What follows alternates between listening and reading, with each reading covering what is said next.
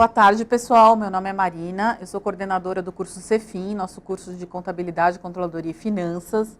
E hoje eu tenho não só o prazer, mas a honra de receber o professor Manolo, presidente da Ordem dos Economistas. Professor, muito obrigada novamente por ter aceito o convite de estar aqui com a gente. É uma honra tê-lo aqui. Falando um pouquinho de economia e alguns temas que a gente tem curiosidade aí de falar, né, professor? Então, falar de Brasil, né? Então a primeira pergunta que eu falo já é da herança desse governo, né, que recebeu, o que esse governo recebeu do governo anterior, né, que todo mundo fala que não foi uma boa coisa, que já foi uma bomba. Como é que foi isso, professor? O que o senhor entende? Marina, a honra é minha de estar aqui com vocês para conversarmos sobre assuntos da economia brasileira. Mas me permita fazer um pequeno adendo, porque eu tenho milhares de alunos em várias faculdades, inclusive aqui na FIPECAF, durante muitos anos eu lecionei nos cursos de pós-graduação Lato Sensu. Bom, eu sou professor da Universidade de São Paulo, professor sênior, já há muitos anos que eu leciono lá na FEA USP, onde tenho tido, digamos, todo o desenvolvimento da minha carreira acadêmica. Nesse momento estou na presidência da Ordem dos Economistas do Brasil. Apenas para situar o aluno, bom, e tem um detalhe, o meu livro de introdução à economia chama-se Fundamentos de Economia, com o professor Marco Antônio Sandoval de Vasconcelos, é um best-seller, é o livro mais vendido na área de livros técnicos, na área de economia é o livro mais vendido nos últimos 15 anos, batemos recordes todo ano. Seria uma satisfação enorme poder dizer isso para os alunos, os internautas que estão nos prestigiando nesse momento do tempo. E voltando para a tua pergunta, normalmente quando um novo governo, digamos, aparece pelo processo democrático, como ocorreu com esse governo do presidente Bolsonaro, sempre existe aquela pergunta que você acaba de me fazer. Qual é o legado do governo anterior? Ele ganhou, o presidente Bolsonaro ganhou, do ponto de vista econômico, algum problema gravíssimo, alguma coisa? A resposta é não. A resposta é não. Se nós olharmos os problemas mais recorrentes, econômicos, nos últimos 30, 40 anos da economia brasileira, nós vamos ver dois pontos importantíssimos. Primeiro, altas, enormes nas taxas de inflação.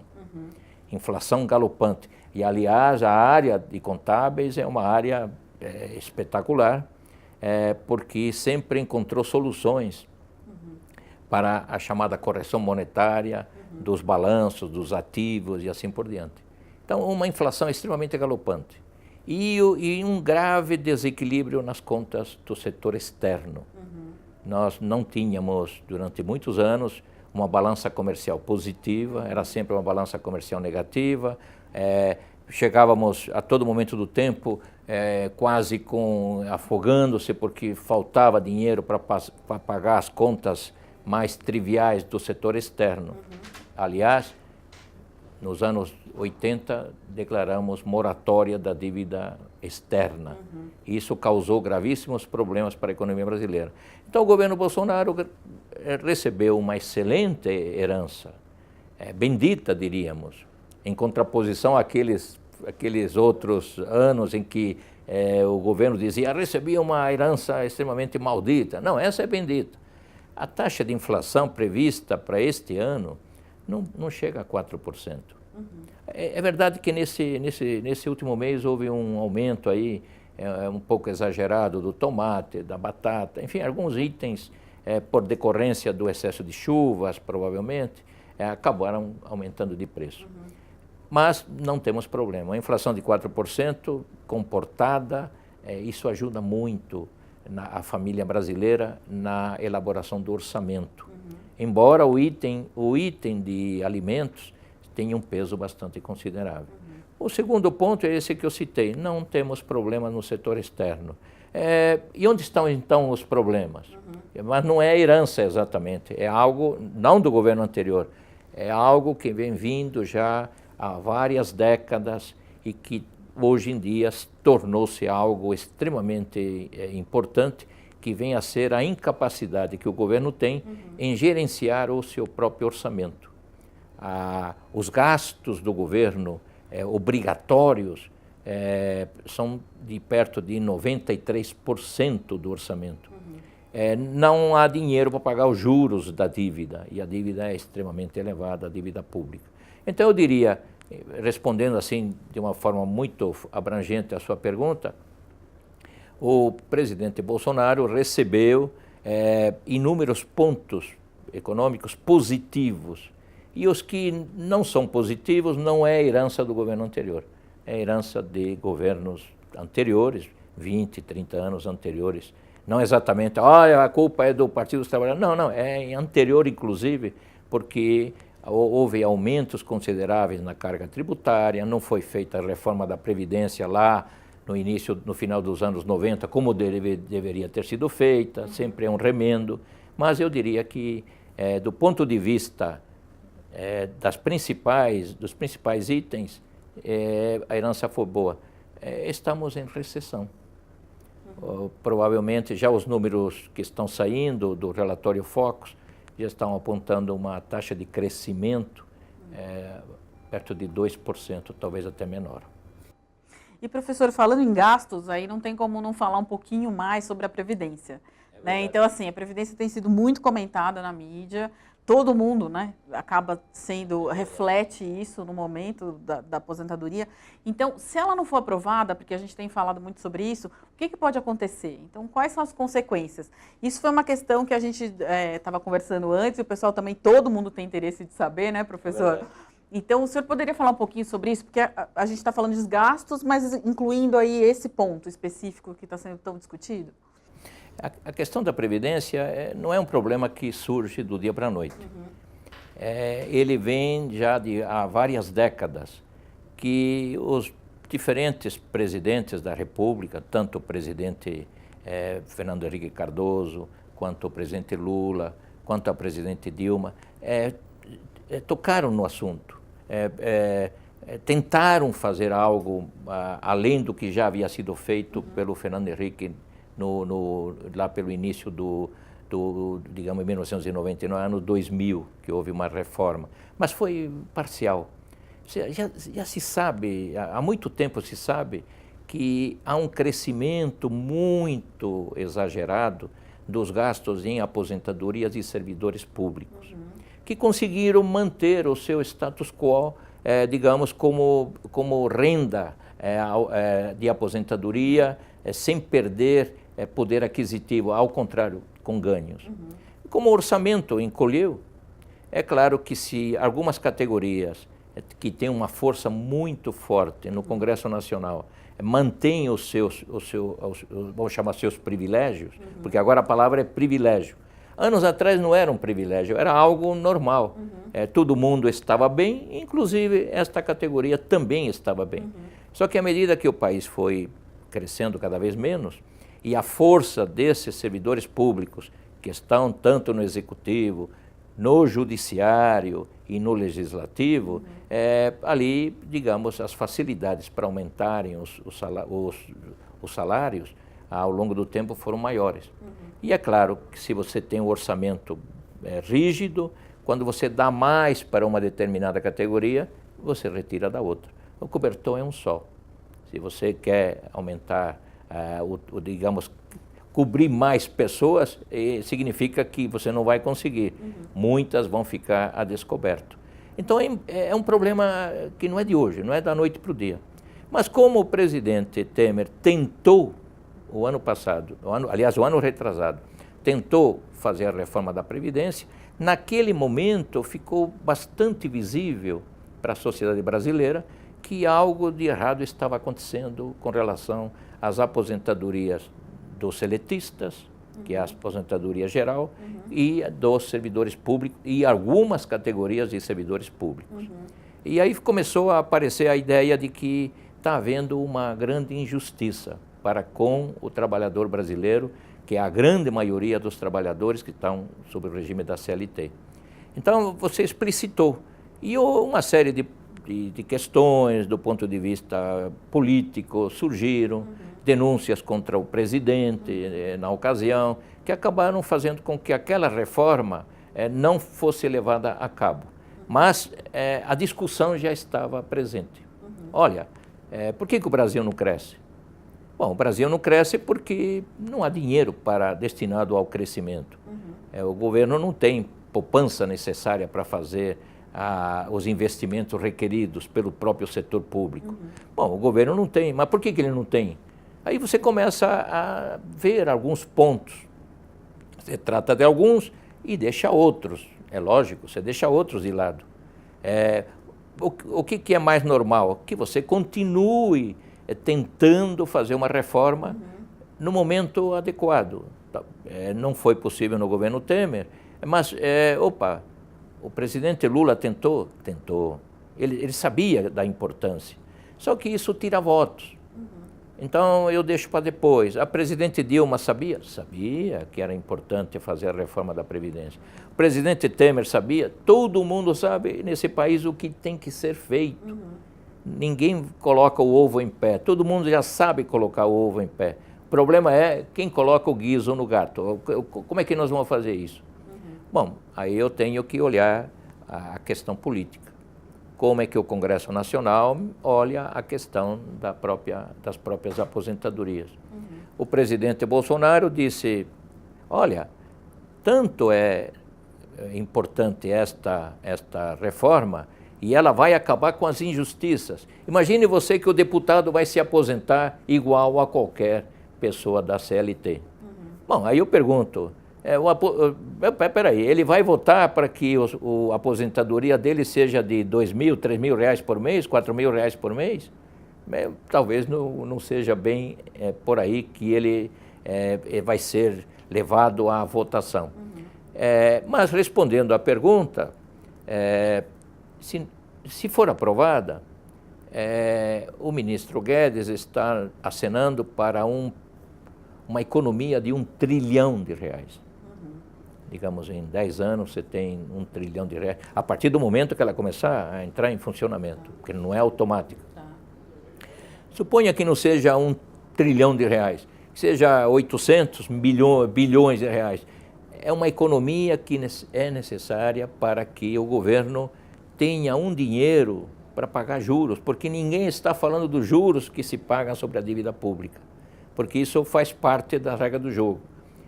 Se eu não tenho dinheiro para cobrir as aposentadorias do orçamento, eu emito títulos. E o mercado ávido por títulos do governo aplica e milhões de pessoas colocam suas economias comprando títulos do governo, sendo o agiota do governo. Vive de juros, né, pagos pelo governo. Esse ponto não é atacado, porque é mais função, digamos, da falta de dinheiro para fazer face aos compromissos básicos.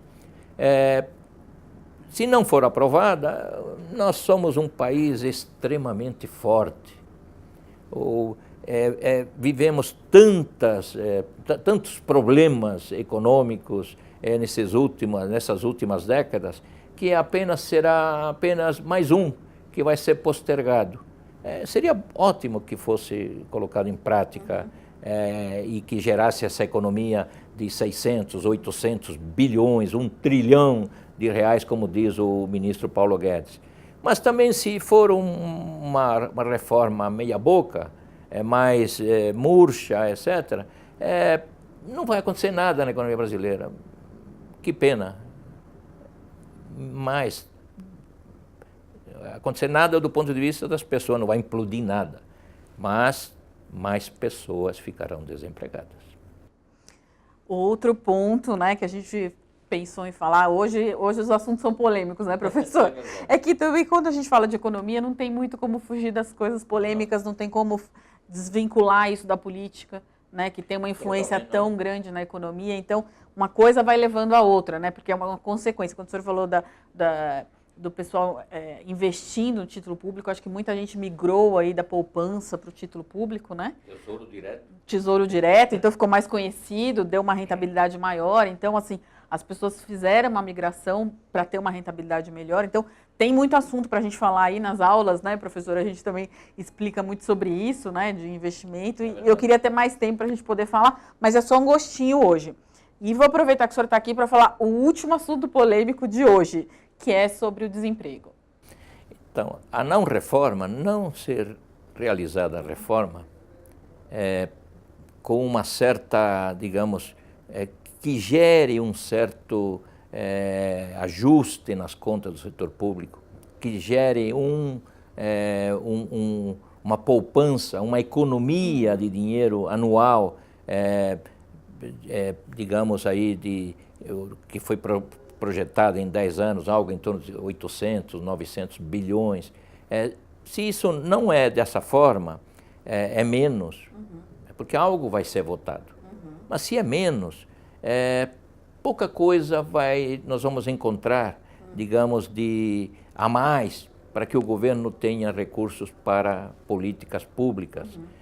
E principalmente políticas públicas que acabem gerando maior nível de emprego. Do ponto de vista digamos, da maneira como o pessoal do governo pensa, ele sempre pensa da seguinte forma: o crescimento econômico é o que vai gerar o emprego. Você tendo mais crescimento econômico, você vai ter maior número de pessoas empregadas. Essa é uma parte da verdade. Uma parte da verdade. Por quê? Porque é o chamado desemprego conjuntural, da conjuntura. Se eu estou bem, esse desemprego diminui. Se eu estou mal, esse desemprego aumenta.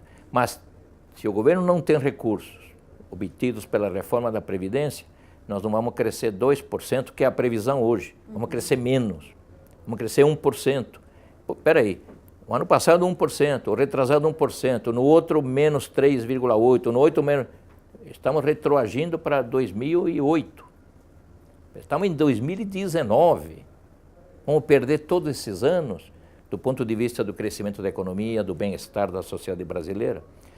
Lembro que há temas muito interessantes para a gente conversar e estou à tua disposição para outros momentos do tempo, porque há um desemprego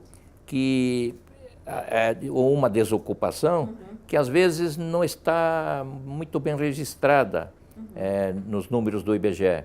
Veja, estamos num determinado momento mundial, né, da chamada destruição criativa. Nós destruímos algo criando outro algo.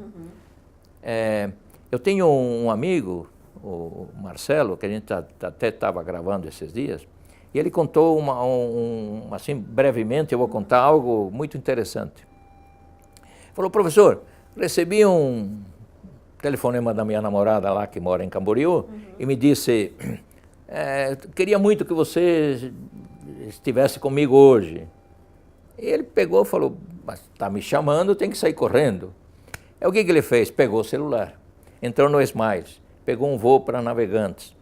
Enquanto ele está pegando o voo, disse, peguei a mochila, botei nas costas, chamei o Uber.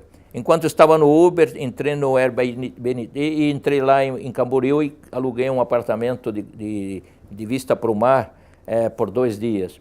Aí chegando lá em Navegantes, peguei o Uber. Olha quanto foi destruído e quanto está sendo criado. O que foi destruído? Se eu digo para você, eu quero viajar daqui a 3 horas, 10 anos atrás, era impossível imaginar uma coisa dessa. Mas se eu pegar o celular e entrar lá numa dessas aplicativo aí que nós temos, posso comprar na hora, um preço bastante acessível, ir direto para o aeroporto através... Bom, destruímos empregos para taxistas, destruímos empregos para as pessoas que estavam nas agências de viagens, mas criamos milhares de empregos para o pessoal que está em Uber. E esse pessoal que está em Uber não está catalogado lá nas estatísticas do IBGE. Porque provavelmente, se ele é contactado, você está procurando emprego, ele pode dizer, não, eu não tenho carteira de trabalho, não é seletista. Ele pode dizer, não, estou procurando emprego. Então não sabemos exatamente esse desemprego tecnológico derivado da tecnologia, quanto efetivamente é. E hoje em dia nós temos a inteligência artificial agindo por todos os cantos. Há um mundo novo, um admirável mundo novo do ponto de vista das relações de trabalho, que estão mudando e vão mudar. Nós temos, aos poucos, que ir mudando. É muito mais para vocês, mais jovens, que vão ter os 20, 30, 40 anos pela frente de mudanças espetaculares. Mas ainda, voltando para a nossa realidade, é necessário que a reforma da Previdência tenha um sucesso acima da média, acima de 7 pontos, para que o governo tenha recursos suficientes para a elaboração de políticas públicas que sejam todas elas direcionadas para o trabalhador brasileiro, para a sociedade brasileira. Que o pessoal chama de bico, né, professor? É o bico, né? Essa é a verdade. Popular, né? Bom, pessoal, a gente tem muito assunto para falar sobre isso, muita coisa para dizer. Os assuntos são polêmicos na área de economia, sou suspeita porque sou economista e, de novo, professor, foi um prazer conhecê-lo e poder trazê-lo para os alunos aqui, porque a gente tem essa disciplina também nos nossos cursos, porque a gente entende a importância de falar sobre isso e estar atualizado sobre o tema. Então, vou deixar um convite para uma próxima, os alunos que tiverem interesse, por favor, mandem as perguntas, se tiverem interesse num bate-papo 2, né? A gente chama novamente, porque não vai se esgotar. E aí é interessante porque conforme vão aparecendo as notícias, a gente pode trazer algo novo para vocês. Como sugestão, eu deixo as terças-feiras, é meu rodízio, eu posso vir num horário um pouquinho mais para a noite. Professor, e depois eu vou perguntar do seu livro também, na próxima. O livro é Fundamentos de Economia, é um best-seller. A gente faz propaganda, mas eu estou fazendo propaganda, mas não preciso que você o compre, que a gente vende muito, há muitos anos. Professor, obrigada de novo por poder estar falando sobre essas questões meio polêmicas, falar um pouquinho de economia, do que está acontecendo, né? O que a gente vê nos jornais toda vez que a gente liga a TV, são os temas que são discutidos atualmente. Então, muito obrigada novamente e até breve, pessoal. Qualquer pergunta, por favor, mande para a gente. Obrigada por participar hoje.